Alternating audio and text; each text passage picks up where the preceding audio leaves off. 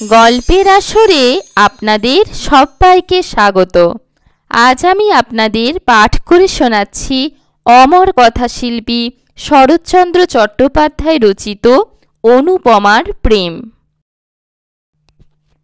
11 বর্ষ বয়ঃক্রমের মধ্যে অনুপমা নোবেল পড়িয়া পড়িয়া মাথাটা একেবারে বিগড়াইয়া ফেলিয়াছে। সে মনে করিল মনুষ্য হৃদয়ে যত প্রেম, যত মাধুরী, যত শোভা, যত সৌন্দর্য, যত তৃষ্ণা আছে, সব খুঁটিয়া বাছিয়া একত্রিত করিয়া নিজের মস্তিষ্কের ভিতর জমা করিয়া ফেলিয়াছে। মনুষ্য স্বভাব, মনুষ্য চরিত্র তাহার নখদর্পণ হইয়াছে। জগতের শিখিবার পদার্থ আর তাহার কিছুই নাই, সব জানিয়া ফেলিয়াছে, সব শিখিয়া ফেলিয়াছে। সতীত্বের জ্যোতি সে যেমন দেখিতে পায়, প্রণয়ের মহিমা সে যেমন বুঝিতে পারে, জগতে আর যে কেহ তেমন সমজদার আছে অনুপমা তাহা কিছুতেই বিশ্বাস করিতে পারে না। অনু ভাবিল সে একটি মাধবীলতা, সম্প্রতি মঞ্জুরিয়া উঠিতেছে। এ অবস্থায় আশু সহকার শাখা বেষ্টিতা না হইলে ফোটো ফোটো কুড়িগুলি কিছুতেই পূর্ণ বিকশিত হইতে পারিবে না। তাই খুঁজিয়া পাতিয়া একটি নবীনকান্তি সহকার মনোনীত করিয়া লইল এবং 2-4 দিবসেই তাহাকে মন প্রাণ জীবন যৌবন সব দিয়া ফেলিল।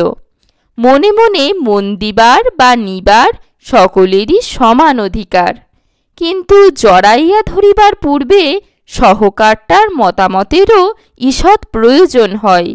এইখানেই মাধবীলতা কিছু বিপদে পড়িয়া গেল। নবীন নীরোৎকান্তকে সে কেমন করিয়া জানাইবে যে সে তাহার মাধবীলতা? স্ফুটনোন্মুখ হইয়া দাঁড়াইয়া আছে।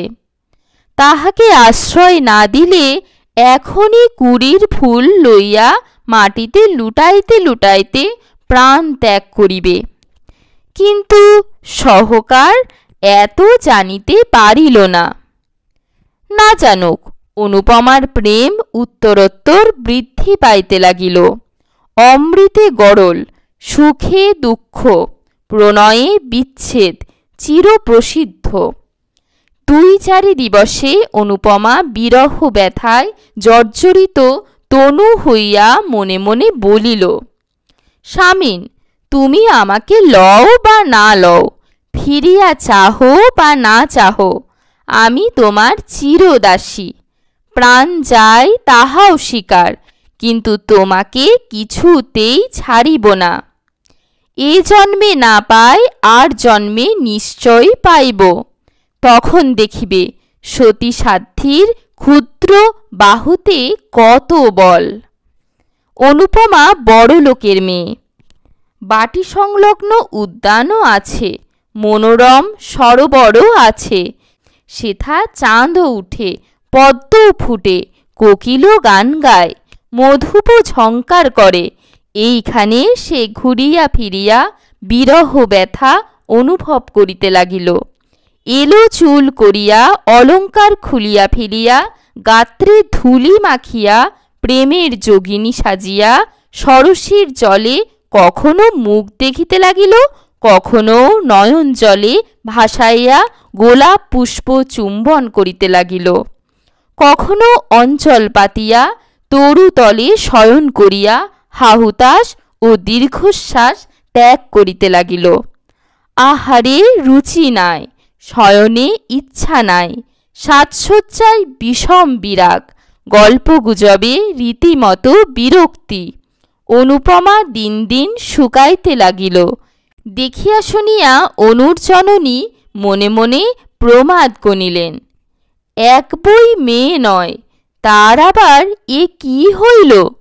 জিজ্ঞাসা করিলে সে কি যে বলে কেহ বুঝিতে পারে না। ঠোঁটের কথা ঠোঁটেই মিলাইয়া যায়। অনুর জননী এক দিবস জগবন্ধু বাবুকে বলিলেন, ওগো, একবার চেয়ে দেখবে না, তোমার একটি বই মেয়ে নয়, সে যে বিনি চিকিৎসায় মরে যায়। জগবন্ধুবাবু বিস্মিত হইয়া বলিলেন, কি হল ওর?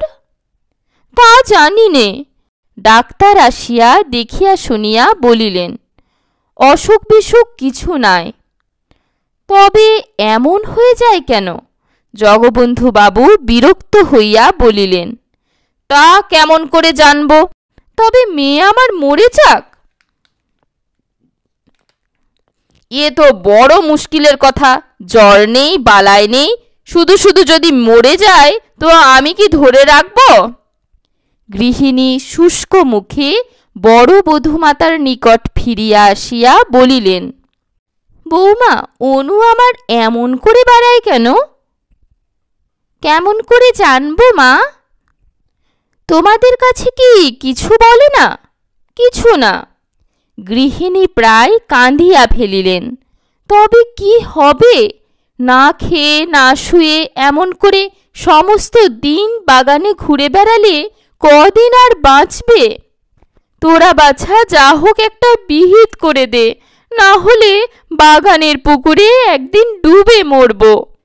বড় বউ কিছুক্ষণ ভাবিয়া চিন্তিয়া বলিল, দেখে শুনে একটা বিয়ে দাও, সংসারের ভার পড়লে আপনি সব সেরে যাবে। বেশ কথা, তবে আজই এ কথা আমি কর্তাকে জানাবো। কর্তা এ কথা শুনিয়া অল্প হাসিয়া বলিলেন, কলিকাল, দাও বিয়ে দিয়েই দেখো, যদি ভালো হয়। পরদিন ঘটক আসিল। অনুপমা বড় লোকের মেয়ে, তাহাতে রূপবতী, পাত্রের জন্য ভাবিতে হইল না। 1 সপ্তাহের মধ্যেই ঘটক ঠাকুর পাত্র স্থির করিয়া জগবন্ধু বাবুকে সংবাদ দিলেন। কর্তা এ কথা গৃহিণীকে জানাইলেন। গৃহিণী বড় বউকে জানাইলেন। ক্রমে অনুপমাও শুনিল। 2-1 দিন পরে একদিন দ্বিপ্রহরের সময়ে সকলে মিলিয়া অনুপমার বিবাহের গল্প করিতেছিল। এমন সময়ে সে এলো চুলে আলুথালু বসনে একটা শুষ্ক গোলাপ ফুল হাতে করিয়া ছবিটির মতো আসিয়া দাঁড়াইল। অনুর জননী কন্যাকে দেখিয়া ঈষৎ হাসিয়া বলিলেন, মা যেন আমার যোগিনী সেজেছেন। বড় বউ ঠাকুরুনও একটু হাসিয়া বলিলেন, বিয়ে হলে কোথায় সব চলে যাবে, দুটো একটা ছেলে মেয়ে হলে তো কথাই নেই। অনুপমা চিত্রার পিতার ন্যায় সকল কথা শুনিতে লাগিল। বউ আবার বলিল, মা, ঠাকুরঝির বিয়ের কবে দিন ঠিক হলো? দিন এখনো কিছু ঠিক করা হয়নি। ঠাকুর জামাই কি পড়েন? এইবার বিয়ে দেবেন। তবে তো বেশ ভালো বর। তাহার পর একটু হাসিয়া ঠাট্টা করিয়া বলিল, দেখতে কিন্তু খুব ভালো না হলে ঠাকুরঝির আমার পছন্দ হবে না। কেন পছন্দ হবে না? জামাই আমার বেশ দেখতে। এইবার অনুপমা একটু গ্রীবা বক্র করিল। ঈষৎ হেলিয়া পদনক্তিয়া মৃত্তিকা খনন করিবার মতো করিয়া নখ খুঁড়িতে খুঁড়িতে বলিল, বিবাহ আমি করব না। জননী ভালো শুনিতে না পাইয়া জিজ্ঞাসা করিলেন, কি মা? বড় বউ অনুপমার কথা শুনিতে পাইয়াছিল। খুব জোরে হাসিয়া উঠিয়া বলিল, ঠাকুরঝি বলছে ও কখনো বিয়ে করবে না। বিয়ে করবে না? না না, করুক গে। অনুর জননী মুখ টিপিয়া একটু হাসিয়া চলিয়া গেলেন।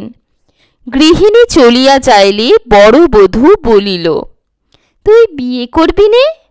অনুপমা পূর্বমতো গম্ভীর মুখে বলিল, কিছুতেই না। কেন? যাকে তাকে গুছিয়ে দেওয়ার নামই বিবাহ নয়। মনের মিল না হলে বিবাহ করাই ভুল। বড় বউ বিস্মিত হইয়া অনুর মুখপানে চাহিয়া বলিল, গুছিয়ে দেওয়া আবার কি লো? গুছিয়ে দেবে না তো কি মেয়ে মানুষ দেখে শুনে পছন্দ করে বিয়ে করবে? নিশ্চয়। তবে তোর মত আমার বিয়েটা ভুল হয়ে গেছে। বিয়ের আগে তো তোর দাদার নাম পর্যন্ত আমি শুনিনি। সবাই কি তোমার মতো? বউ আর একবার হাসিয়া বলিল, তোর কি তবে মনের মানুষ কেউ জুটেছে নাকি? অনুপমা বধূ ঠাকুরানীর সহাস্য বিদ্রূপে মুখখানি পূর্বাপেক্ষা চতুর্গুণ গম্ভীর করিয়া বলিল, বউ, ঠাট্টা করছ নাকি? এখন কি বিদ্রূপের সময়? কেন লো, কি হয়েছে? হয়েছে কি? তবে শোনো। অনুপমার মনে হইল তাহার সম্মুখে তাহার স্বামীকে বধ করা হইতেছে। সহসা কতলু খাড়ো দুর্গে বধমঞ্চ সম্মুখে বিমলা ও বীরেন্দ্র সিংহের দৃশ্য তাহার মনে ভাসিয়া উঠিল। অনুপমা ভাবিল, তাহারা যাহা পারে সে কি তাহা পারে না? সতী স্ত্রী জগতে কাহাকে ভয় করে? দেখিতে দেখিতে তাহার চক্ষু অনৈসর্গরিক প্রভায় ধকধক করিয়া জ্বলিয়া উঠিল। দেখিতে দেখিতে অঞ্চলখানা কোমরে জড়াইয়া গাছ কোমর বাঁধিয়া ফেলিল। ব্যাপার দেখিয়া বড়বধূ 3 হাত পিছাইয়া গেল। নিমেষে অনুপমা পার্শ্ববর্তী খাটের খুঁড়ো বেশ জড়াইয়া ধরিয়া ঊর্ধ্ব নেত্রে চিৎকার করিয়া কহিতে লাগিল, প্রভু, স্বামী প্রাণনাথ, জগৎ সমীপে আজ আমি মুক্ত কণ্ঠে স্বীকার করব, তুমি আমার প্রাণনাথ। প্রভু, তুমি আমার, আমি তোমার। এ খাটের খুঁড়ো নয়, এ তোমার পদযুগল। আমি ধর্ম সাক্ষী করে তোমাকে পতিত্বে বরণ করেছি। এখনও তোমার চরণ স্পর্শ করে বলছি, এ জগতে তুমি ছাড়া অন্য কেউ আমাকে স্পর্শ করতে পারবে না। কার সাধ্য প্রাণ থাকতে আমাদিগকে বিচ্ছিন্ন করে? মা গো, জগজ্জননী! বধূ চিৎকার করিয়া ছুটিয়া বাহিরে আসিয়া পড়িল। ওগো, দেখো গে ঠাকুরছি কেমন ধারা করছে। দেখিতে দেখিতে গৃহিণী ছুটিয়া আসিলেন। বউ ঠাকুরনের চিৎকার বাহির পর্যন্ত পৌঁছিয়াছিল। কি হয়েছে? হলো কি? কর্তা ও তাহার পুত্র চন্দ্রবাবু ছুটিয়া আসিলেন। কর্তা গিন্নিতে পুত্রবধূতে দাস দাসীতে মুহূর্তে ঘরে ভিড় হইয়া গেল। অনুপমা মূর্ছিত হইয়া খাটের কাছে পড়িয়া আছে। গৃহিণী কাঁদিয়া উঠিলেন, অনুরামার কি হলো? ডাক্তার ডাক, জল আন, বাতাস কর ইত্যাদি চিৎকারে পাড়ার অর্ধেক প্রতিবাসী বাড়িতে জমিয়া গেল। অনেকক্ষণ পরে চক্ষুরন্মিলন করিয়া অনুপমা ধীরে ধীরে বলিল, আমি কোথায়? তাহার জননী মুখের নিকট মুখ আনিয়া সস্নেহে বলিলেন, কেন মা, তুমি আমার কোলে শুয়ে আছো। অনুপমা দীর্ঘ নিঃশ্বাস ফেলিয়া মৃদু মৃদু কহিল, ও, তোমার কোলে? ভাবছিলাম আমি আর কোথাও কোনো স্বপ্ন রাজ্যে তার সঙ্গে ভেসে যাচ্ছি। দরবিগলিত অশ্রু তাহার গণ্ড বাহিয়া পড়িতে লাগিল। জননী তাহা মুছাইয়া কাতর হইয়া বলিলেন, কেন কাঁদছ মা? কার কথা বলছ? অনুপমা দীর্ঘ নিঃশ্বাস ফেলিয়া মৌন হইয়া রহিল। বড়বধূ চন্দ্রবাবুকে একপাশে ডাকিয়া বলিল, সবাইকে যেতে বলো, আর কোনো ভয় নেই, ঠাকুরছি ভালো হয়েছে। ক্রমশ সকলে প্রস্থান করিলে রাত্রে বড় বউ অনুপমার কাছে বসিয়া বলিল, ঠাকুরছি, কার সঙ্গে বিয়ে হলে তুই সুখী হোস? অনুপমা চক্ষু মুদ্রিত করিয়া কহিল, সুখ দুঃখ কিছুই নেই, সেই আমার স্বামী। তা তো বুঝি, কিন্তু কে সে? সুরেশ, সুরেশই আমার। সুরেশ রাখাল মজুমদারের ছেলে? হ্যাঁ, সেই। রাত্রে গৃহিণী একথা শুনিলেন। পরদিন অমনি মজুমদারের বাড়িতে আসিয়া উপস্থিত হইলেন। নানা কথার পর সুরেশের জননীকে বলিলেন, তোমার ছেলের সঙ্গে আমার মেয়ের বিয়ে দাও। সুরেশের জননী হাসিয়া বলিলেন, মন্দ কি? ভালো মন্দর কথা নয়, দিতেই হবে। তবে সুরেশকে একবার জিজ্ঞাসা করে আসি, সে বাড়িতেই আছে, তার মত হলে কর্তার অমত হবে না। সুরেশ বাড়ি থাকিয়া তখন বিয়ে পরীক্ষার জন্য প্রস্তুত হইতেছিল। এক মুহূর্ত তাহার 1 বৎসর। তাহার মা বিবাহের কথা বলিলে সে কানেই তুলিল না। গৃহিণী আবার বলিলেন, সুরো, তোকে বিয়ে করতে হবে। সুরেশ মুখ তুলিয়া বলিল, তা তো হবেই, কিন্তু এখন কেন? পড়ার সময় ওসব কথা ভালো লাগে না। গৃহিণী অপ্রতিভ হইয়া বলিলেন, না না, পড়ার সময় কেন? এক্সামিন হয়ে গেলে বিয়ে হবে। কোথায়? এ গাঁয়ে জগবন্ধুবাবুর মেয়ের সঙ্গে। কি? চন্দ্রর বোনের সঙ্গে, যেটাকে খুকি বলে ডাকত? খুকি বলে ডাকবে কেন? তার নাম অনুপমা। সুরেশ অল্প হাসিয়া বলিল, হ্যাঁ, অনুপমা। দূর, সেটা ভারী কুৎসিত। কুৎসিত হবে কেন? সে বেশ দেখতে। তা হোক বেশ দেখতে, এক জায়গায় শ্বশুরবাড়ি বাপের বাড়ি আমার ভালো লাগে না। কেন, তাতে আর দোষ কি? দোষের কথায় কাজ নেই। তুমি এখন যাও মা, আমি একটু পড়ি, কিছুই এখনো হয়নি। সুরেশের জননী ফিরিয়া আসিয়া বলিলেন, সুরো তো এক গায়ে কিছুতেই বিয়ে করতে চায় না। কেন? তা তো জানি নে। অনুর জননী মজুমদার গৃহিণীর হাত ধরিয়া কাতরভাবে বলিলেন, তা হবে না ভাই, এ বিয়ে তোমাকে দিতে হবে। ছেলের অমত, আমি কি করব বলো? না হলে আমি কিছুতেই ছাড়ব না। তবে আজ থাক, কাল আর একবার বুঝিয়ে দেখব, যদি মত করতে পারি। অনুর জননী বাড়ি ফিরিয়া আসিয়া জগবন্ধুকে বলিলেন, ওদের সুরেশের সঙ্গে যাতে আমার অনুর বিয়ে হয় তা করো। কেন বলো দেখি?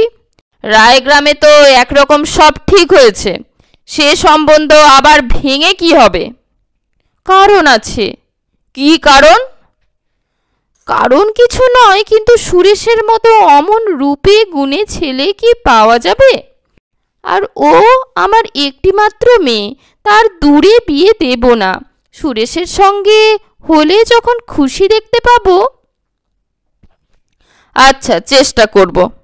চেষ্টা নয়, নিশ্চিত দিতে হবে। কর্তা নথ নাড়ার ভঙ্গিতে দেখিয়া হাসিয়া ফেলিলেন, তাই হবে গো। সন্ধ্যার পর কর্তা মজুমদার বাটি হইতে ফিরিয়া আসিয়া গৃহিণীকে বলিলেন, বিয়ে হবে না। সে কি কথা? কি করব বলো? ওরা না দিলে তো আমি জোর করে ওদের বাড়িতে মেয়ে ফেলে দিয়ে আসতে পারি নে। দেবে না কেন? এক গায়ে বিয়ে হয়, ওদের মত নয়। গৃহিণী কপালে করাঘাত করিয়া বলিলেন, আমার কপালের দোষ। পরদিন তিনি পুনরায় সুরেশের জননীর নিকট আসিয়া বলিলেন, দিদি, বিয়ে দে। আমার তো ইচ্ছে আছে, কিন্তু ছেলের মত হয় কই? আমি লুকিয়ে সুরেশকে আরো 5,000 টাকা দেব। টাকার লোভ বড় লোভ। সুরেশের জননী একথা সুরেশের পিতাকে জানাইলেন। কর্তা সুরেশকে ডাকিয়া বলিলেন, সুরেশ, তোমাকে এ বিবাহ করতেই হবে। কেন? কেন আবার কি? এ বিবাহে তোমার গর্ভধারিণীর মত, আমারও মত, সঙ্গে সঙ্গে একটু কারণও হয়ে পড়েছে। সুরেশ নত মুখে বলিল, এখন পড়াশোনার সময়। পরীক্ষার ক্ষতি হবে। তা আমি জানি বাপু, পড়াশোনার ক্ষতি করে তোমাকে বলছি না। পরীক্ষা শেষ হলে বিবাহ করো। যে আজ্ঞে। অনুর জননীর আনন্দের সীমা নাই। এ কথা তিনি কর্তাকে বলিলেন। দাসদাসী সকলকেই মনের আনন্দে এ কথা জানাইয়া দিলেন। বড় বউ অনুপমাকে ডাকিয়া বলিল, ওলো বর যে ধরা দিয়েছে। অনু সলজ্জে ঈষৎ হাসিয়া বলিল, তা আমি জানতাম। কেমন করে জানলি? চিঠিপত্র চলতো নাকি? প্রেম অন্তর্যামী, আমাদের চিঠিপত্র অন্তরে চলত। ধন্যী মেয়ে তুই। অনুপমা চলিয়া যাইলে বড় বধূ ঠাকুরানী মৃদু মৃদু বলিল, পাকামি শুনলে গা জ্বালা করে। আমি 3 ছেলের মা, উনি আজ আমাকে প্রেম শেখাতে এলেন। দুর্লভ বসু বিস্তর অর্থ রাখিয়া পরলোক গমন করিলে তাহার 20-30 বর্ষীয় একমাত্র পুত্র ললিতমোহন শ্রাদ্ধ শান্তি সমাপ্ত করিয়া একদিন স্কুলে যাইয়া মাস্টারকে বলিল, মাস্টার মশাই, আমার নামটা কেটে দিন। কেন বাপু? মিথ্যে পড়ে শুনে কি হবে? যে জন্য পড়াশোনা তা আমার বিস্তর আছে। বাবা আমার জন্যে অনেক পড়ে রেখে গেছেন। মাস্টার চক্ষু টিপিয়া অল্প হাসিয়া বলিল, তবে আর ভাবনা কি, এবার চড়ে খাওগে। এইখানেই ললিতমোহনের বিদ্যাভ্যাস ইতি হইল। ললিতমোহনের কাঁচা বয়স, তাহাতে বিস্তর অর্থ।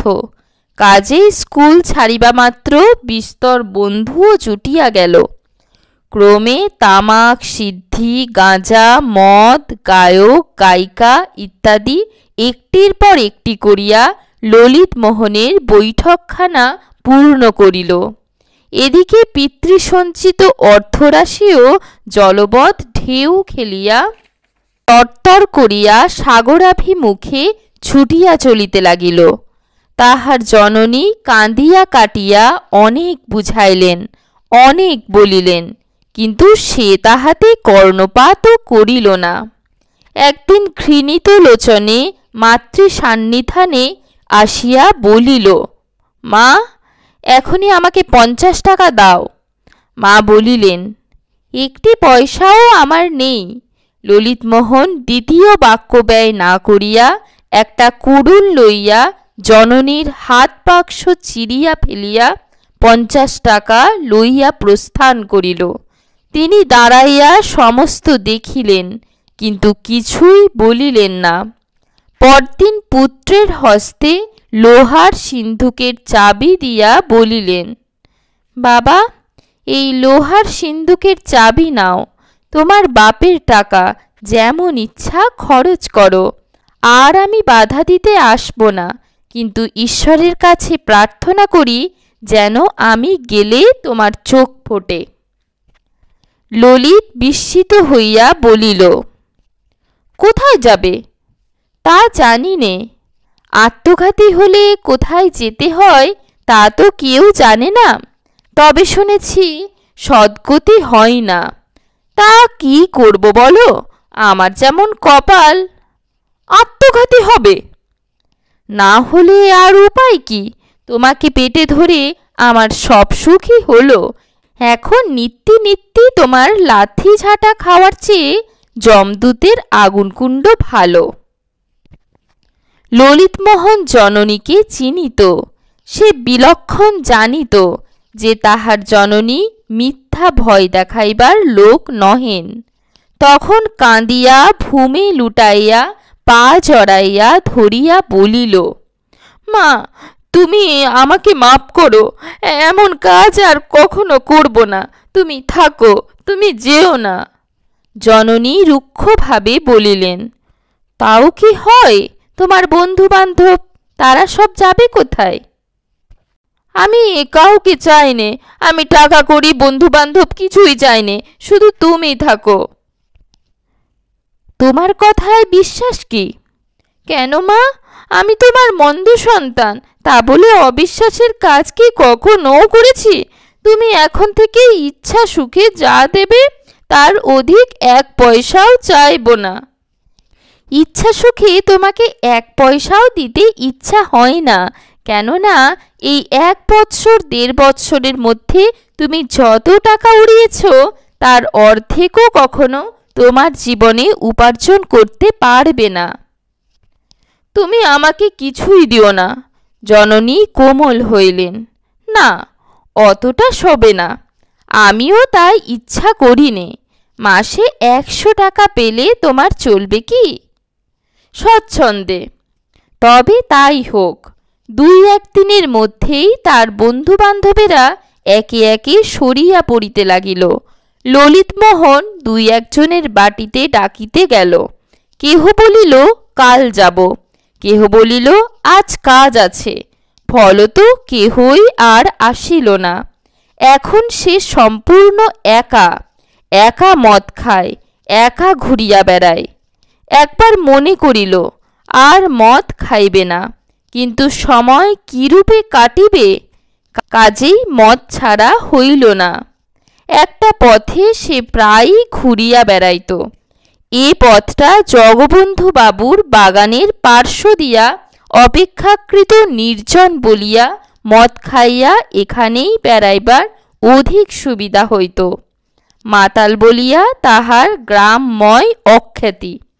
কাহারও বাটিতে যাওয়া ভালো দেখায় না, কাজেই মদ খাইয়া নিজের সঙ্গে নিজে বেড়াইয়া বেড়াইত। আজকাল তাহার আর একজন সঙ্গী জুটিয়াছে, সে অনুপমা।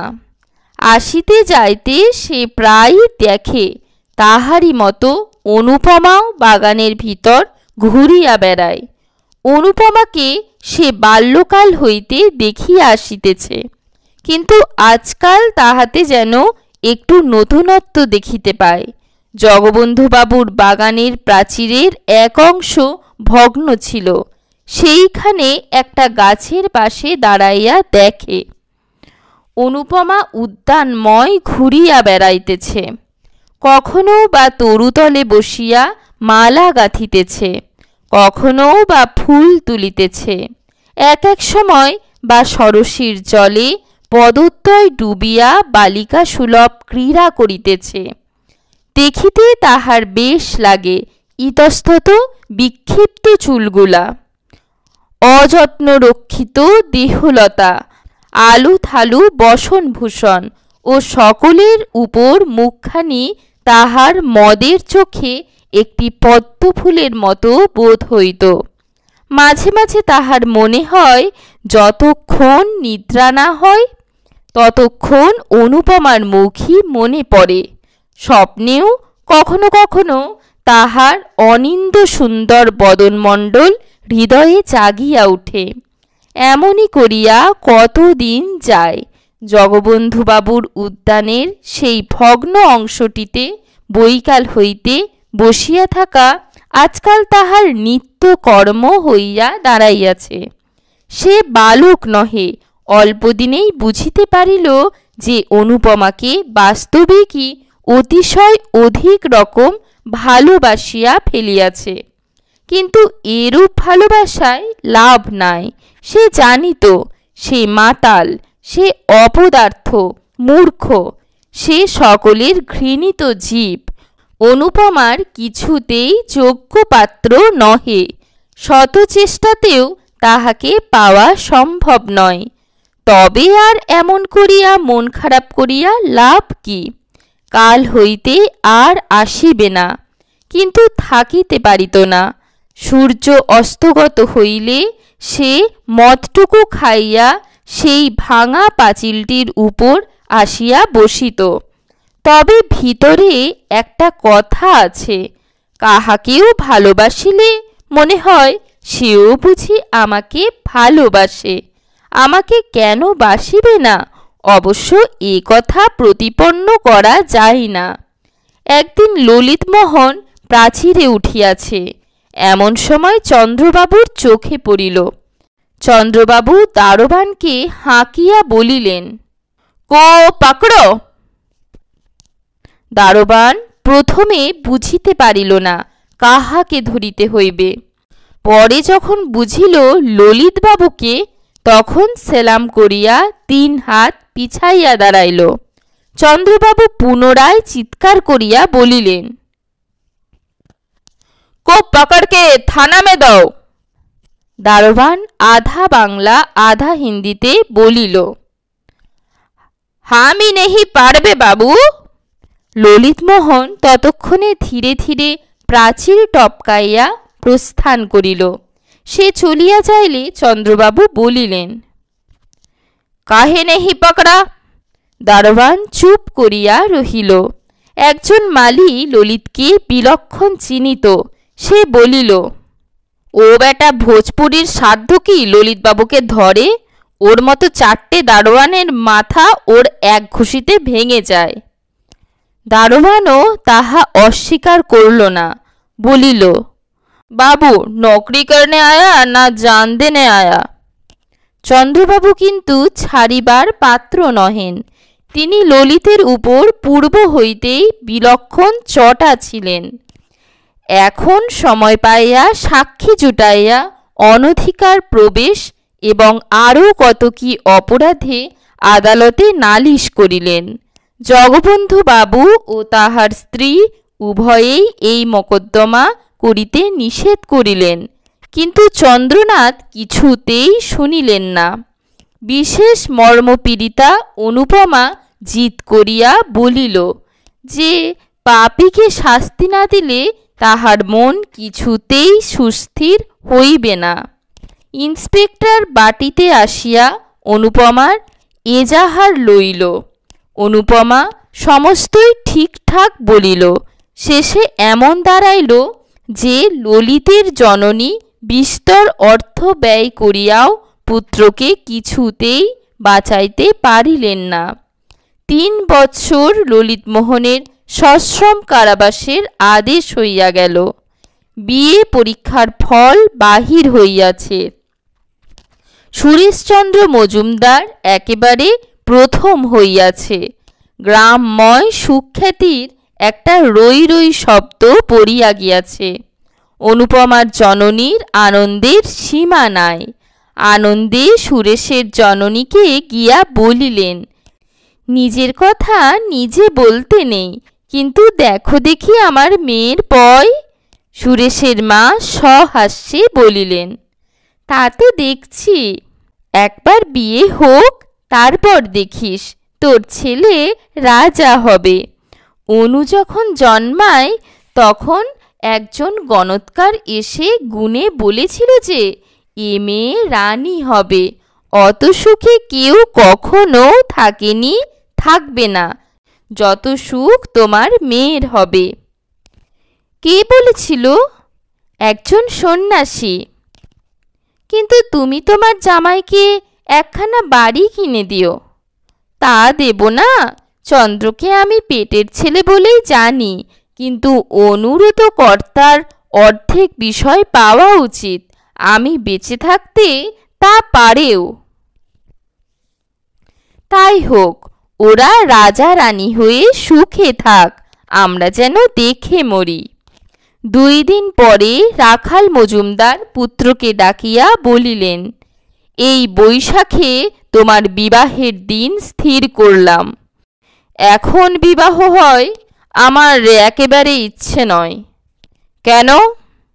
আমি গিলক্রিস্ট স্কলারশিপ পেয়েছি, তাতে আমি ইচ্ছা করলে বিলাতে গিয়ে পড়তে পারি। তুমি বিলাত যাবে? ইচ্ছা আছে। পড়ে পড়ে তোমার মাথা খারাপ হয়ে গিয়েছে, অমন কথা আর মুখে এনো না। বিনা পয়সায় যখন এ সুবিধা পেয়েছি তখন দোষ কি? রাখালবাবু এ কথায় একেবারে অগ্নিশর্মা হয়ে উঠিলেন। নাস্তিক বেটা, দোষ কি? পরের পয়সায় যদি বিষ পাওয়া যায় তো কি খেতে হবে? সে কথায় এ কথায় অনেক প্রভেদ। প্রভেদ আর কোথায়? একদিকে জাত খোয়ানো আর অপরদিকে বিষ ভোজন, ঠিক এক নয় কি? চুল চুল মিলে গেল নাকি? সুরেশ আর কোনো প্রতিবাদ না করিয়া নিরুত্তরে প্রস্থান করিল। সে চলিয়া যাইলে রাখালবাবু আপনা আপনি হাসিয়া বলিলেন, বেটা পাতা দুই ইংরেজি পড়ে আমাদের সঙ্গে তর্ক করতে আসে। কেমন কথাটা বললাম? পরের পয়সায় বিষ পেলে কি খেতে হবে? বাছাধন আর দ্বিতীয় কথাটি বলতে পারলে না। এ অকাট্য যুক্তি কি ও কাটতে পারে? বিবাহের সমস্ত পাকা রকম স্থির হইয়া যাইলে বড়বধূ একদিন অনুপমাকে বলিলেন, কিলো বরের সুখ্যাতি যে গ্রামে ধরে না। অনুপমা মৃদু হাসিয়া বলিল, যার সতীসাধ্যী স্ত্রী জগতে তার সকল সুখের পথই উন্মুক্ত থাকে। তবু তো এখনো বিয়ে হয়নি লো। বিবাহ আমাদের অনেক দিন হয়েছে, জগৎ জানে না বটে, কিন্তু অন্তরে অন্তরে বহুদিন আমাদের পূর্ণ মিলন হয়ে গিয়েছে। বড়বধূ অল্প হাসিল, ওষ্ঠ ঈষৎ কুঞ্চিত করিয়া একটু থামিয়া বলিলেন, এ কথা আর কোথাও বলিস নে। আমরা বুড়ো মাগি, আমাদের তো বলা দূরে থাক। এমন ধারা শুনলেও লজ্জা করে। সব কথাই তুই যেন থিয়েটারে অ্যাক্ট করতে থাকিস। এমন করলে লোকে পাগল বলবে যে। আমি প্রেমে পাগল। আজ 5ই বৈশাখ। অনুপমার বিবাহ উৎসবে আজ গ্রামটা তোলপাড় হইতেছে। জগবন্ধুবাবুর বাটিতে আজ ভিড় ধরে না। কত লোক যাইতেছে, কত লোক হাঁকাহাঁকি করিতেছে, কত খাওয়ান দাওয়ানের ঘটা, কত বাজনা বাদ্যের ধুম। যত সন্ধ্যা হইয়া আসিতে লাগিল, ধুমধাম তত বাড়িয়া উঠিতে লাগিল। সন্ধ্যা লগ্নেই বিয়ে, এখনই বর আসিবে। সকলেই উৎসাহে আগ্রহে উন্মুখ হইয়া আছে। কিন্তু বর কোথায়? রাখালবাবুর বাটিতে সন্ধ্যার প্রাক্কালেই কলরব বাঁধিয়া উঠিয়াছে। সুরেশ গেল কোথায়? এখানে খোঁজ, ওখানে খোঁজ, এদিকে দেখ, ওদিকে দেখ, কিন্তু কেহই সুরেশকে খুঁজিয়া বাহির করিতে পারিতেছে না। কুসংবাদ পৌঁছিতে বিলম্ব হয় না। বজ্রাগ্নির মতো এ কথা জগবন্ধুবাবুর বাটিতে উড়িয়া আসিয়া পড়িল। বাড়ি শুদ্ধ লোক সকলেই মাথায় হাত দিয়া বসিয়া পড়িল। সে কি কথা? 8টার সময় বিবাহের লগ্ন, কিন্তু 9টা বাজিতে চলিল। কোথাও বরের সন্ধান পাওয়া যাইতেছে না। জগবন্ধুবাবু মাথা চাপড়াইয়া ছুটাছুটি করিয়া বেড়াইতে লাগিলেন। গৃহিণী কাঁদিয়া আসিয়া তাহার নিকটে পড়িলেন। কি হবে গো?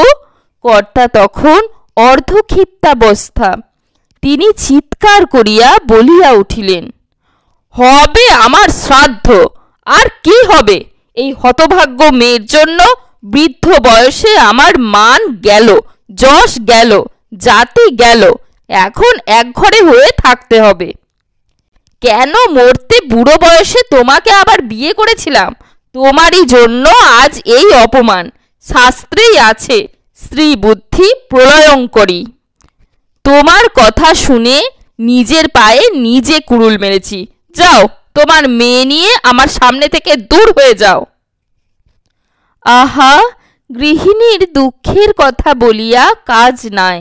এদিকে এই, আর ওদিকে আর এক বিপদ। অনুপমা ঘন ঘন মূর্ছা যাইতেছে। এদিকে রাত্রি বাড়িয়া চলিতেছে।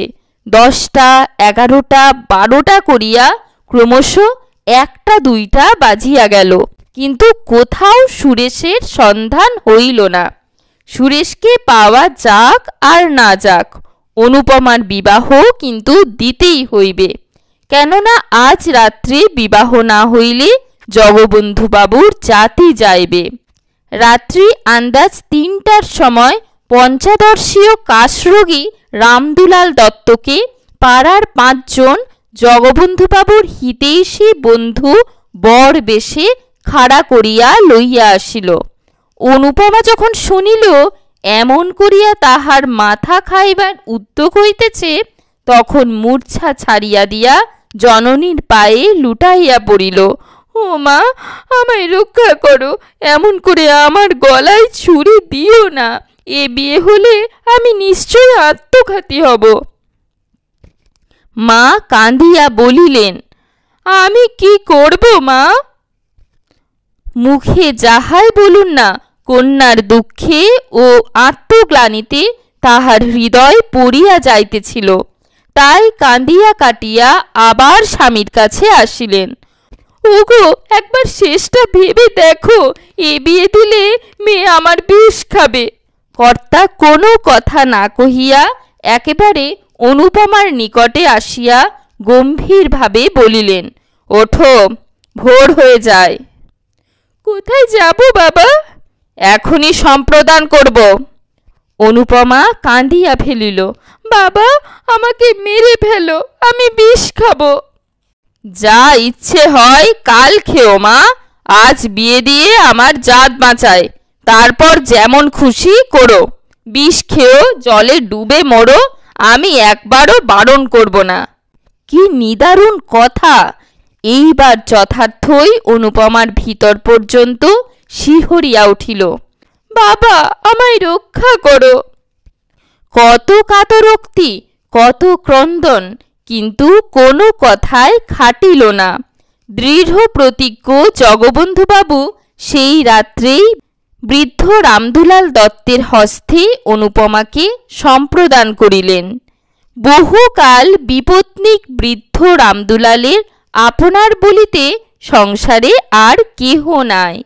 দুইখানি পুরাতন ইষ্ট নির্মিত ঘর, একটু শাকসবজির বাগান, ইহাই দত্তজির সাংসারিক সম্পত্তি। বহু ক্লেশে তাহার দিন গুজারণ হয়।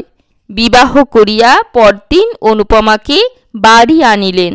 সঙ্গে সঙ্গে অনেক খাদ্যদ্রব্য আসিল, অনেক দাস দাসী আসিল, কোনো ক্লেশ নাই। ৬-৭ দিন তাহার পরম সুখে অতিবাহিত হইল। বড়লোক শ্বশুর, আর তাহার কোনো ভাবনা নাই, বিবাহ করিয়া কপাল ফিরিয়াছে। কিন্তু অনুপমার স্বতন্ত্র কথা, আর দিন দুই থাকিয়া সে পিত্রালয়ে ফিরিয়া আসিল। তখন তাহার মুখ দেখিয়া দাসদাসীরাও গোপনে চক্ষু মুছিল। বাড়ি গিয়া প্রাণ ত্যাগ করিব, এ পরামর্শ অনুপমা স্বামী ভবন হইতেই স্থির করিয়া রাখিয়াছিল। এইবার যথার্থ মরিবার বাসনা হইয়াছে। অনেক রাত্রে সকলে নিদ্রিত হইলে সে নিঃশব্দে খিড়কির দ্বার খুলিয়া বাগানের পুষ্করণীর সেপানে আসিয়া বসিল। আজ তাহাকে মরিতে হইবে, মুখের মরা নয়, কাজের মরা মরিতে হইবে। অনুপমার মনে পড়িল, আর একদিন সে এইখানে মরিতে গিয়াছিল, সেও অনেক দিন নয়, কিন্তু তখন মরিতে পারে নাই, কেননা একজন ধরিয়া ফেলিয়াছিল। আজ সে কোথায়? জেলখানায় কয়েদ খাটিতেছে। কোন অপরাধে? শুধু বলিতে আসিয়াছিল যে সে তাহাকে ভালোবাসে। কে জেলে দিল? চন্দ্রবাবু। কেন? তাহাকে দেখিতে পারিত না বলিয়া, সে মাতাল বলিয়া, সে অনধিকার প্রবেশ করিয়াছিল বলিয়া। কিন্তু অনুপমা কি বাঁচাইতে পারিত না?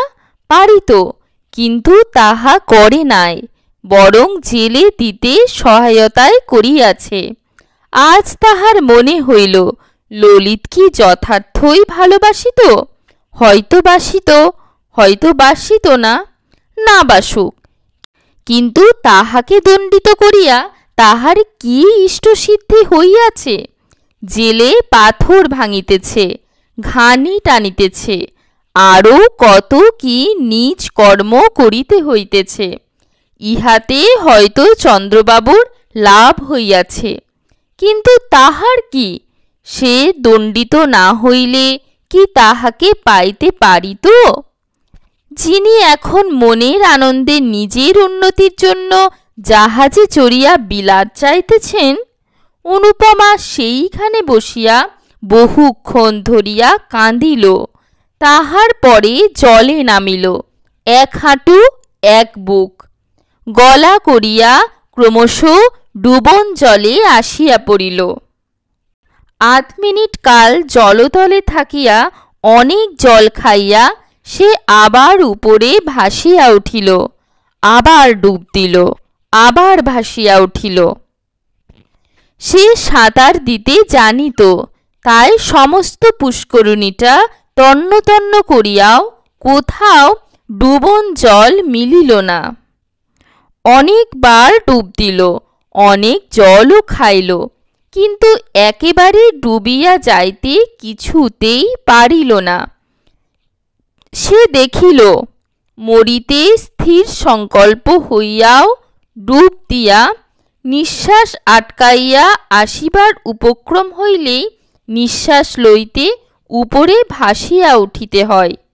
এইরূপ পুষ্করিণীটা সাঁতার কাটিয়া প্রায় নিঃশ্বাসে যখন সে তাহার ক্লান্ত অবসন্ন নির্জীব দেহখানা কোনরূপে টানিয়া আনিয়া সোপানের উপর ফেলিল, দেখিল সে কোনো অবস্থায় যে কোনো কারণেই হোক এমন করিয়া একটু একটু করিয়া প্রাণ পরিত্যাগ করা বড় সহজ কথা নহে।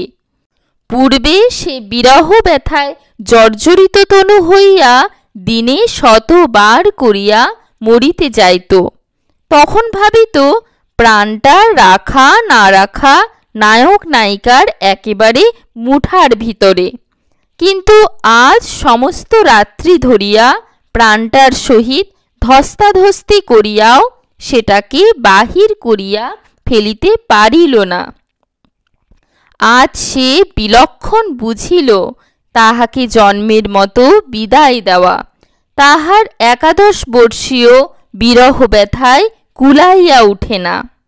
ভোরবেলায় যখন সে বাটি আসিল, তখন তাহার সমস্ত শরীর শীতে কাঁপিতেছে। মা জিজ্ঞাসা করিলেন, অনু, এত ভোরেই নিয়ে এলি মা? অনু ঘাড় নাড়িয়া জানাইল, হাঁ। এদিকে দত্ত মহাশয় একরূপ চিরস্থায়ী রূপে শ্বশুর ভবনে আশ্রয় লইয়াছেন। প্রথম প্রথম জামাই আদর তাহার কতকটা মিলিত, কিন্তু ক্রমশ তাহাও কম পড়িয়া আসিল। বাড়িশুদ্ধ কেহই প্রায় তাহাকে দেখিতে পারে না। চন্দ্রবাবু প্রতি কথায় তাহাকে ঠাট্টা বিদ্রূপ অপদস্থ লাঞ্ছিত করেন। তাহার একটু কারণও হইয়াছিল। একে তো চন্দ্রবাবুর হিংসাপরবশ অন্তঃকরণ, তাহাতে আবার অকর্মণ্য জামাতা বলিয়া জগবন্ধুবাবু কিছু বিষয়াশয় দিয়া যাইবেন বলিয়াছিলেন। অনুপমা কখনও আসে না, শাশুড়ি ঠাকুরানীও কখনও সে বিষয়ে তত্ত্ব লন না। তথাপি রামদুলালের মনের আনন্দে দিন কাটিতে লাগিল। যত্ন আত্মীয়তার তিনি বড় একটা ধার ধারিতেন না। যাহা পাইতেন তাহাতেই সন্তুষ্ট হইতেন। তাহার উপর দুবেলা পরিতোষজনক আহার ঘটিতেছে।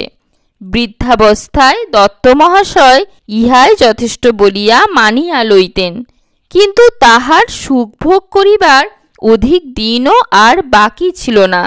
একই জীর্ণশীর্ণ শরীর, তাহার উপর পুরাতন সখা কাশরোগ অনেক দিন হইতে তাহার শরীরে আশ্রয় গ্রহণ করিয়া বসিয়া আছে।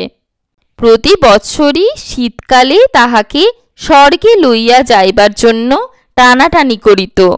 এবারও শীতকালে বিষম টানাটানি করিতে লাগিল। জগবন্ধুবাবু দেখিলেন যক্ষা রামদুলালের অস্থিমজ্জায় প্রতি গ্রন্থিতে গ্রন্থিতে ছড়াইয়া পড়িতেছে। পাড়াগাঁয়ে সুচিকিৎসা হইবে না জানিয়া কলিকাতায় পাঠাইয়া দিলেন। সেখানে কিছুদিন সুচিকিৎসার পর সতী সাধ্বী অনুপমার কল্যাণে 2 বৎসর ঘুরিতে না ঘুরিতে সদানন্দ রামদুলাল সংসার ত্যাগ করিলেন। তথাপি অনুপমা একটু কাঁদিল। স্বামী মরিলে বাঙালির মেয়েকে কাঁদিতে হয়, তাই কাঁদিল। তাহার পর স্ব-ইচ্ছায় সাদা পরিয়া সমস্ত অলঙ্কার খুলিয়া ফেলিল। জননী কাঁদিতে কাঁদিতে বলিলেন, অনু, তোর এ বেশ আমি চোখে দেখিতে পারি না, অন্তত হাতে একজোড়া বালাও রাখ। তা হয় না, বিধবার অলঙ্কার পরতে নেই। কিন্তু তুই কচি মেয়ে। তাহা হোক, বাঙালির মেয়ে বিধবা হইলে কচি বুড়ো সমস্ত এক হয়ে যায়। জননী আর কি বলিবেন, শুধু কাঁদিতে লাগিলেন। অনুপমার বৈধব্যে লোকে নতুন করিয়া শোক করিল না। 2-1 বৎসরেই সে যে বিধবা হইবে তাহা সকলেই জানিত। কেহ বলিল, মরার সঙ্গে বিয়ে দিলে কি আর সধবা থাকে? কর্তাও এ কথা জানিতেন, গৃহিণীও বুঝিতেন, তাই শোকটা নতুন করিয়া হইল না। যাহা হইবার তাহা বিবাহ রাত্রেই হইয়া গিয়াছে। স্বামীকে ভালোবাসিত না, জানিল না, শুনিল না। তথাপি অনুপমা কঠোর বিধবা ব্রত পালন করিতে লাগিল। রাত্রে জলস্পর্শ করে না, দিনে এক মুষ্টি স্বহস্তে সিদ্ধ করিয়া লয়। একাদশীর দিন নিরম্ব উপবাস করে। আজ পূর্ণিমা, কাল অমাবস্যা, পরশু শিবরাত্রি, এমন করিয়া মাসের 15 দিন সে কিছু খায় না। কেহ কোনো কথা বলিলে বলে, আমার ইহকাল কি আছে, এখন পরকালের কাজ করিতে দাও। এত কিন্তু সহিবে কেন? উপবাসে অনিয়মে অনুপমা শুকাইয়া অর্ধেক হইয়া গেল। দেখিয়া দেখিয়া গৃহিণী ভাবিলেন, এইবার সে মরিয়া যাইবে। কর্তাও ভাবিলেন, তাহা বড় বিচিত্র নহে। তাই একদিন স্ত্রীকে ডাকিয়া বলিলেন, অনুর আবার বিয়ে দি। গৃহিণী বিস্মিত হইয়া জিজ্ঞাসা করিলেন, তা কি হয়? ধর্ম যাবে যে। অনেক ভেবে দেখলুম, 2 বার বিবাহ দিলেই ধর্ম যায় না। বিবাহের সঙ্গে ধর্মের সঙ্গে এ বিষয়ে কোনো সম্বন্ধ নাই। বরং নিজের কন্যাকে এমন করে খুন করলেই ধর্মহানির সম্ভাবনা। অনুপমা কিন্তু এ কথা শুনিয়া ঘাড় নাড়িয়া দৃঢ় স্বরে বলিল, তা হয় না। কর্তা তখন নিজে অনুকে ডাকিয়া বলিলেন, খুব হয় মা। তাহলে আমার ইহকাল পরকাল 2 কালই গেল। কিছুই যায় নাই, যাবে না, বরং না হলেই যাবার সম্ভাবনা। মনে করো, তুমি যদি গুণবান পতি লাভ করো, তাহলে 2 কালেরই কাজ করতে পারবে। একা কি হয় না? না মা, হয় না। অন্তত বাঙালির ঘরের মেয়ের দ্বারা হয় না। ধর্মকর্মের কথা ছেড়ে দিয়ে সামান্য কোনো একটা কর্ম করতে হলেই তাদিকে অন্যের সাহায্য গ্রহণ করতে হয়। স্বামী ভিন্ন তেমন সাহায্য আর কে করতে পারে বলো? আরও কি দোষে তোমার এত শাস্তি? অনুপমা আনত মুখে বলিল, আমার পূর্বজন্মের ফল। গোড়া হিন্দু জগবন্ধুবাবুর কর্ণে এ কথা খট করিয়া লাগিল। কিছুক্ষণ স্তব্ধ থাকিয়া বলিলেন, তাই যদি হয়, তবুও তোমার একজন অভিভাবকের প্রয়োজন। আমাদের অবর্তমানে কে তোমাকে দেখবে? দাদা দেখবেন। ঈশ্বর না করুন, কিন্তু সে যদি না দেখে? সে তোমার মার পেটের ভাই নয়। বিশেষ আমি যতদূর জানি তার মনও ভালো নয়। অনুপমা মনে মনে বলিল, তখন বিষ খাবো। আরও একটা কথা আছে অনু, পিতা হলেও সে কথা আমার বলা উচিত। মানুষের মন সব সময়ে যে ঠিক একরকমই থাকবে তা কেউ বলতে পারে না। বিশেষ যৌবনকালে প্রবৃত্তিগুলি সর্বদা বশ রাখতে মুনি ঋষিরাও সমর্থন হন না। কিছুকাল নিস্তব্ধ থাকিয়া অনুপমা কহিল, জাত যাবে যে? না মা, জাত যাবে না, এখন আমার সময় হয়ে আসছে, চোখও ফুটছে। অনুপমা ঘাড় নাড়িল, মনে মনে বলিল, তখন জাত গেল আর এখন যাবে না? যখন চক্ষু কর্ণ বন্ধ করে তোমরা আমাকে বলিদান দিলে তখন এ কথা ভাবলে না কেন? আজ আমারও চক্ষু ফুটেছে, আমিও ভালো রূপ প্রতিশোধ দেব। কোনো রূপে তাহাকে টলাইতে না পারিয়া জগবন্ধুবাবু বলিলেন, তবে মা তাই ভালো, তোমার ইচ্ছার বিরুদ্ধে আমি বিবাহ দিতে চাই না। তোমার খাবার পরবার ক্লেশ না হয় তা আমি করে যাব। তারপর ধর্মে মন রেখে যাতে সুখী হতে পারো, করো। 3 বৎসর পরে খালাস হইয়াও ললিতমোহন বাড়ি ফিরিল না। কেহ বলিল লজ্জায় আসিতেছে না, কেহ বলিল সে গ্রামে কি আর মুখ দেখাতে পারে। ললিতমোহন নানা স্থান পরিভ্রমণ করিয়া 2 বৎসর পরে সহসা একদিন বাটিতে আসিয়া উপস্থিত হইল। তাহার জননী আনন্দে পুত্রের শিরশ্চুম্বন করিয়া আশীর্বাদ করিলেন।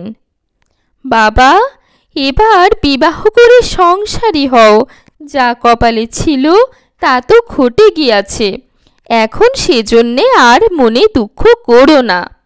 ললিত যাহা হয় একটা করিবে স্থির করিল। 5 বৎসর পরে ফিরিয়া আসিয়া ললিত গ্রামে অনেক পরিবর্তন দেখিল। বিশেষ দেখিল জগবন্ধুবাবুর বাটিতে। কর্তা গিন্নি কেহ জীবিত নাই। চন্দ্রবাবু এখন সংসারের কর্তা। অনুপমা বিধবা হইয়া এইখানেই আছে, কারণ তাহার অন্যত্র স্থান নাই। পূর্বেই জননীর মৃত্যু হইয়াছিল, পরে পিতার মৃত্যুর পর অনুপমা ভাবিয়াছিল পিতা যাহা দিয়া গিয়াছেন তাহা লইয়া কোনো তীর্থস্থানে থাকিবে এবং সেই টাকায় পূর্ণ ধর্ম নিয়মব্রত করিয়া অবশিষ্ট জীবনটা কাটাইয়া দিবে। কিন্তু শ্রদ্ধা শান্তি হইলে উইল দেখিয়া সে মর্মাহত হইল। পিতা কেবল তাহার নামে 500 টাকা দিয়া গিয়াছেন। তাহারা বড় লোক, এ সামান্য টাকা তাহাদিগের নিকট টাকাই নহে। বাস্তবিক এই অর্থে কাহারও চিরজীবন গ্রাসাচ্ছন্ন নির্বাহিত হইতে পারে না। গ্রামে অনেকেই কানাঘুষা করিল, এ উইল জগবন্ধুবাবুর নহে, ভিতরে কিছু কারসাজি আছে। কিন্তু সে কথায় ফল কি? নিরুপায় হইয়া অনুপমা চন্দ্রবাবুর বাটিতেই রহিল।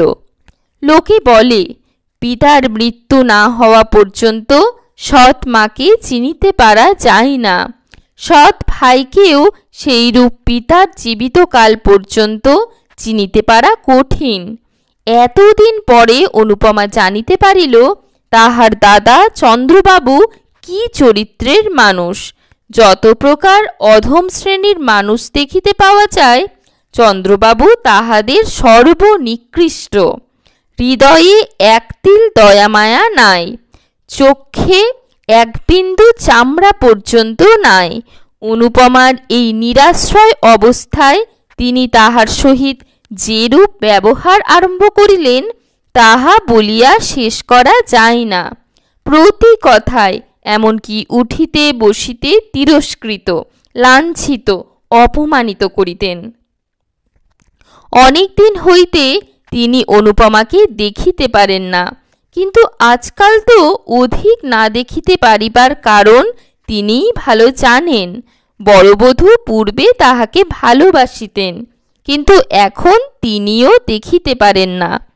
যখন অনু বড়লোকের মেয়ে ছিল, যখন তাহার বাপ মা বাঁচিয়া ছিল, যখন তাহার একটা কথায় 5 জন ছুটিয়া আসিত, তখন তিনিও ভালোবাসিতেন। এখন সে দুঃখিনী, আপনার বলিতে কেহ নাই, টাকা করি নাই, পরের অন্ন না খাইলে দিন কাটে না। তাহাকে কে এখন ভালোবাসিবে, কে এখন যত্ন করিবে? বড় বধূর ৩-৪টি ছেলেমেয়ের ভার অনুর উপর। তাহাদিগকে খাওয়াইতে হয়, স্নান করাইতে হয়, পড়াইতে হয়, কাছে করিয়া শুইতে হয়। তথাপি কোনো বিষয়ে একটু ত্রুটি হইলেই অমনি বড় বধূ ঠাকুরানী রাগ করিয়া রীতিমতো 5টা কথা শুনাইয়া দেন। ইহা ভিন্ন অনুপমাকে নিত্য দুবেলা চন্দ্রবাবুর জন্য 2-4টা ভালো তরকারি রাঁধিতে হয়। পাচক ব্রাহ্মণ তেমন প্রস্তুত করিতে পারে না, আর না হইলে চন্দ্রবাবুরও কিছু খাওয়া হয় না। একাদশী হোক আর দ্বাদশী হোক, তার উপবাসী হোক, সে রান্না তাহাকে রাঁধিতেই হইবে। বিধবা হইয়া অনুপমা প্রাতঃকালে স্নান করিয়া অনেকক্ষণ ধরিয়া পূজা করিত। এখন তাহাকে সে সময়টুকুও দেওয়া হয় না। একটু বিলম্ব হইলেই বড় বধূ ঠাকুরানী বলিয়া উঠেন, ঠাকুরছি, একটু হাত চালিয়ে নাও, ছেলেরা কাঁদছে। এখনো পর্যন্ত কিছু খেতে পায়নি। অনুপমা যা তা করিয়া উঠিয়া আসে, একটি কথাও সে মুখ ফুটিয়া বলিতে পারে না। একাদশীর দীর্ঘ উপবাস করিয়াও তাহাকে রাত্রে রন্ধন করিতে যাইতে হয়। তৃষ্ণায় বুক ফাটিতে থাকে, অগ্নির উত্তাপে মাথা টিপ টিপ করিতে থাকে, গা ঝিমঝিম করিতে থাকে। তবু কথা কহে না। অবস্থার পরিবর্তনে সহ্য করিবার ক্ষমতাও হয়, কেননা জগদীশ্বর তাহা শিখাইয়া দেন। না হইলে অনুপমা এতদিন মরিয়া যাইত। এ সংসারে তাহার অপেক্ষা দাসদাসীরা শ্রেষ্ঠ। জোর করিয়া তাহাদের দুটো বলিলে তাহারাও দুটো জোরের কথা বলিতে পারে। অন্তত আমার মাহিনাপত্র চুকাইয়া দিন, বাড়ি যায়, এ কথাও বলিতে পারে। কিন্তু অনু তাহাও বলিতে পারে না। সে বিনামূল্যের কৃতদাসী। মারো কাটো, তাহাকে এখানেই থাকিতেই হইবে। আর কোথাও যাইবার জো নাই। সে বিধবা, সে বড় লোকের কন্যা। অনুপমার অবস্থা বুঝাইতে পারা যায় না। বুঝিতে হয় বাঙালির ঘরে পরান্ন প্রত্যাশিনী বিধবাই কেবল তাহার অবস্থা বুঝিতে পারিবেন, অন্যে না বুঝিতেই পারে। আজ দ্বাদশী। সকাল সকাল স্নান করিয়া অনুপমা পূজা করিতে বসিল। তখনও 15 মিনিট হয় নাই। বড় বধূ ঘরের বাহির হইতেই একটু বড় গলায় বলিলেন, ঠাকুরছি, তোমার কি আজ সমস্ত দিনে হবে না? এমন করে চলবে না বাপু। অনুপমা শিবের মাথায় জল দিতেছিল, কথা কহিল না। বড় বধূ 10 মিনিট পরে পুনর্বার ঘুরিয়া আসিয়া সেই খান হইতেই চিৎকার করিলেন, অত পুণ্যি ছালায় আটকাবে না গো, অত পুণ্যি করো না। আর অত পুণ্যি ধর্মের শখ থাকে তো বনে জঙ্গলে গিয়ে করো গে, সংসারে থেকে অত বাড়াবাড়ি সইতে পারা যায় না। তথাপি অনুপমা কথা কহিল না। বড় বউ দ্বিগুণ চেঁচাইয়া উঠিলেন, বলি কেউ খাবে দাবে না। অনুপমা হস্তস্থিত বিল্বপত্র নামাইয়া রাখিয়া বলিল, আমার অসুখ হয়েছে, আজ আমি কিছুই পারব না। পারবে না? তবে সবাই উপোস করুক। কেন, আমি ছাড়া কি লোক নেই? ঠাকুরের কি হলো? তার জ্বর হয়েছে, আর উনি ঠাকুরের রান্না খেতে পারেন? না পারেন তুমি রেঁধে দাও গে। আমি রাঁধব? মাথার যন্ত্রণায় প্রাণ যায়। একটা কবিরাজ 24 ঘন্টা আমার পিছনে লেগে আছে, আর আমি আগুনের তাতে যাব? অনুপমা জ্বলিয়া উঠিল, বলিল, তবে সবাইকে উপোস করতে বলো গে। তাই যায়, তোমার দাদাকে এ কথা জানাই গে। আর তোমার অসুখ হবে কেন? এই নেয়ে ধুয়ে এলে এখনই গিলবে, কুটবে, আর বড় ভাইকে একটু রেঁধে খাওয়াতে পারবে না? না, পারি নে। বড় বউ, আমি তোমাদের কেনা বাঁধি নয় যে যা মুখে আসবে তাই বলবে। আমি এসব কথা দাদাকে জানাবো। বড় বউ মুখভঙ্গি করিয়া বলিল, তাই জানাও গে, তোমার দাদা এসে আমার মাথাটা কেটে নিয়ে যাক। অনুপমা কিছুক্ষণ স্তব্ধ হইয়া রহিল। তাহার পর বলিল, তা জানি, দাদা ভালো হলে আর তোমার এত সাহস কেন? তিনি করেছেন কি? খেতে দিচ্ছেন, পড়তে দিচ্ছেন, আবার কি করবেন? সত্যি সত্যি তো আর আমাকে তাড়িয়ে দিয়ে তোমায় মাথায় করে রাখতে পারেন না। এজন্য আর মিছে রাগ করলে চলবে কেন? সমস্ত বস্তুরই সীমা আছে। অনুপমার সহিষ্ণুতারও সীমা আছে। সে এতদিন যাহা বলে নাই, আজ তাহা বলিয়া ফেলিল। বলিল, দাদা আমাকে খাওয়াবেন পড়াবেন কি? যে বাপের টাকায় তিনি খান, আমি সেই বাপের টাকায় খাই। বড় বউ ক্রুদ্ধ হইল। তাই যদি হতো তাহলে বাপ আর পথের কাঙাল করে রেখে যেত না। পথের কাঙাল তিনি করে যাননি, তোমরাই করেছ। গ্রামশুদ্ধ সবাই জানে তিনি আমাকে নিঃসম্বল রেখে যাননি। সে টাকা দাদা চুরি না করলে আজ আমাকে তোমার মুখ নাড়া খেতে হতো না। বড় বধূর মুখ প্রথমে শুকাইয়া গেল, কিন্তু পরক্ষণে দ্বিগুণ তেজে জ্বলিয়া উঠিল। গ্রামশুদ্ধ সবাই জানে উনি চোর, তবে এ কথা ওকে জানাবো? জানিও, আরও বলো যে পাপের ফল তাকে পেতেই হবে। সেদিন এমনই গেল। অবশ্য এ কথা চন্দ্রবাবু শুনিতে পাইলেন, কিন্তু কোনো রূপ উচ্চবাচ্য করিলেন না। চন্দ্রবাবুর সংসারে ভোলা বলিয়া একজন ছোড়া মতো ভৃত্য ছিল।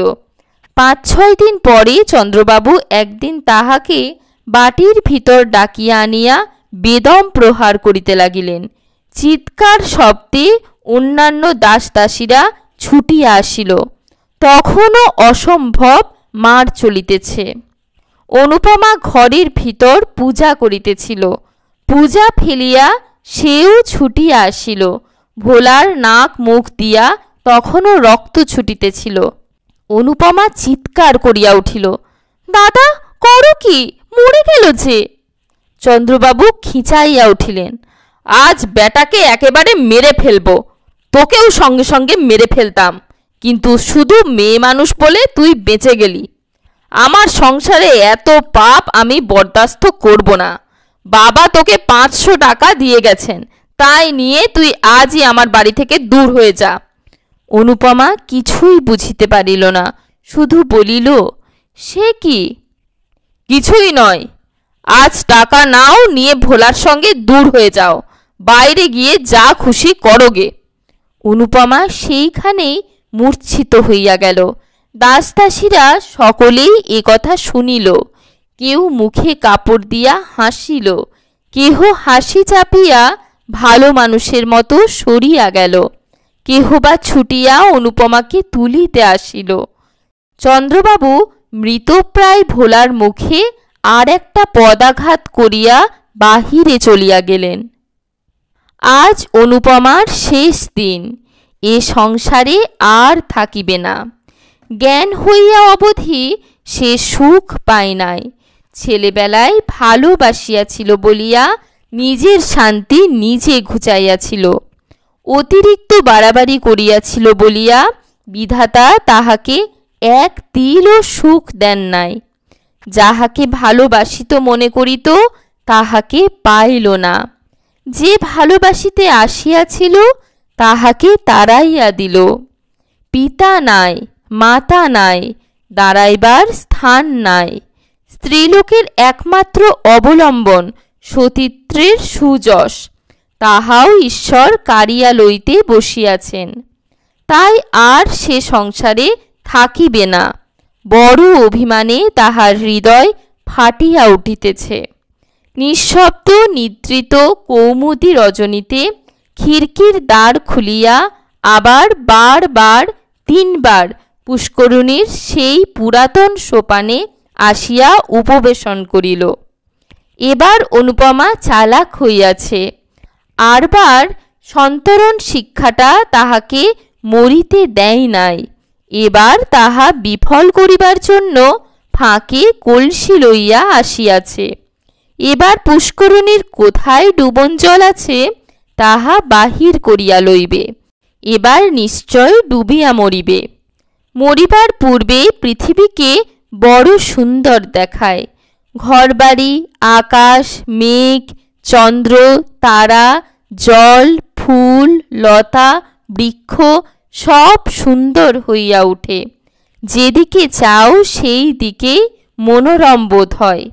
সব যেন অঙ্গুলি তুলিয়া বলিতে থাকে, মরিও না, দেখো আমরা কত সুখে আছি, তুমিও সহ্য করিয়া থাকো, একদিন সুখী হইবে। না হয় আমাদের কাছে এসো, আমরা তোমাকে সুখী করিব।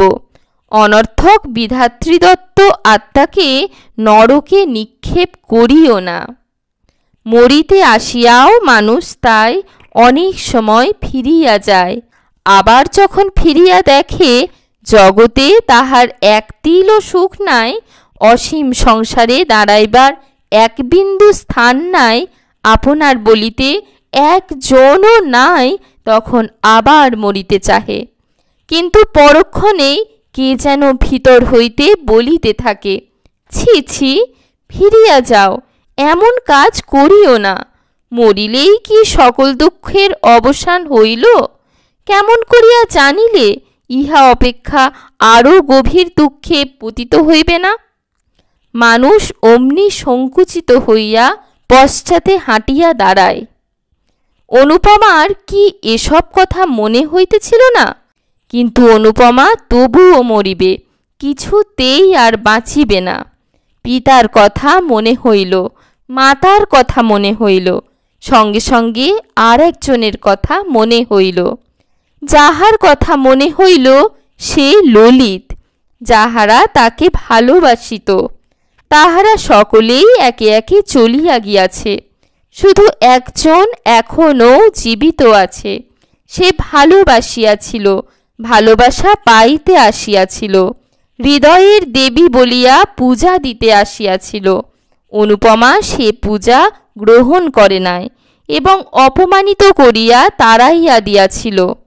শুধু কি তাই, জেলে পর্যন্ত দিয়াছিল। ললিত সেখানে কত ক্লেশ পাইয়াছিল, হয়তো অনুপমাকে কত অভিসম্পাত করিয়াছিল। তাহার মনে হইল নিশ্চিত সেই পাপেই এত ক্লেশ, এত যন্ত্রণা।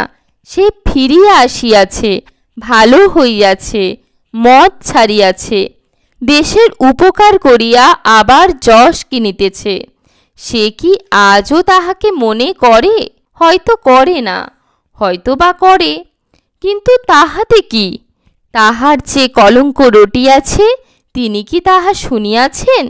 যখন গ্রামময় রটিবে যে আমি কলঙ্কিনী হইয়া ডুবিয়াছি, কাল যখন আমার দেহ জলের উপর ভাসিয়া উঠিবে, ছি ছি, কত ঘৃণায় তার ওষ্ঠ কুঞ্চিত হইয়া উঠিবে। অনুপমা অঞ্চল দিয়া গলদেশে কলসি বাঁধিল।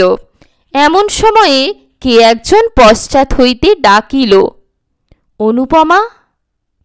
অনুপমা চমকাইয়া ফিরিয়া দেখিল একজন দীর্ঘাকৃতি পুরুষ স্থির হইয়া দাঁড়াইয়া আছে। আগন্তুক আবার ডাকিল। অনুপমার মনে হইল এ স্বর আর কোথাও শুনিয়াছে, কিন্তু স্মরণ করিতে পারিল না, চুপ করিয়া রহিল। অনুপমা, আত্মহত্যা করো না। অনুপমা কোনো কালেই বীরানত লজ্জাবতী লতা নহে। সে সাহস করিয়া বলিল, আমি আত্মহত্যা করব আপনি কি করে জানলেন? তবে গলায় কলসি বেঁধেছ কেন? অনুপমা মৌন হইয়া রহিল। আগন্তুক ঈষৎ হাসিয়া বলিল, আত্মঘাতী হলে কি হয় জানো? কি? অন্তত নরক। অনুপমা শিহরিয়া উঠিল, ধীরে ধীরে কলসি খুলিয়া রাখিয়া বলিল, এ সংসারে স্থান নাই। ভুলে গিয়েছ? আমি মনে করে দিচ্ছি, প্রায় 6 বছর পূর্বে ঠিক এই স্থানে একজন তোমাকে চিরজীবনের জন্য স্থান দিতে চেয়েছিল। স্মরণ হয়? অনুপমা লজ্জায় রক্তমুখী হইয়া বলিল, হয়। এ সংকল্প ত্যাগ করো। আমার কলঙ্ক রটেছে, আমার বাঁচা হয় না। মরলেই কি কলঙ্ক যায়? যাক না যাক, আমি তা শুনতে যাব না। ভুল বুঝেছ অনুপমা। মরলে এ কলঙ্ক চিরকাল ছায়ার মতো তোমার নামের পাশে ঘুরে বেড়াবে। বেঁচে দেখো, এ মিথ্যা কলঙ্ক কখনো চিরস্থায়ী হবে না। কিন্তু কোথায় গিয়ে বেঁচে থাকবো?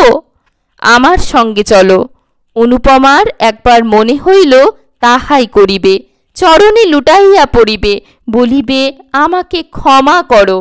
বলিবে, তোমার অনেক অর্থ, আমাকে কিছু ভিক্ষা দাও। আমি গিয়া কোথাও লুকাইয়া থাকি। পরে অনেকক্ষণ মৌন থাকিয়া ভাবিয়া চিন্তিয়া বলিল, আমি যাব না। কথা শেষ হইতে না হইতে অনুপমা জলে ঝাঁপাইয়া পড়িল। অনুপমা জ্ঞান হইলে দেখিল সুসজ্জিত হর্মে পালঙ্কের উপর সে শয়ন করিয়া আছে, পার্শ্বে ললিতমোহন। অনুপমা চক্ষুরুন্মিলন করিয়া কাতর স্বরে বলিল, কেন আমাকে বাঁচালে? অনুপমার প্রেম গল্পটি এখানেই শেষ হচ্ছে। আশা করছি আপনাদের গল্পপাঠ ভালো লেগেছে। গল্পপাঠ ভালো লাগলে লাইক করবেন, আপনাদের পরিচিত গল্প প্রেমীদের সাথে শেয়ার করবেন, আর অবশ্যই চ্যানেলটি সাবস্ক্রাইব করে বেল আইকনটি প্রেস করে দেবেন এই ধরনের আরও অনেক গল্প শোনার জন্য। ধন্যবাদ।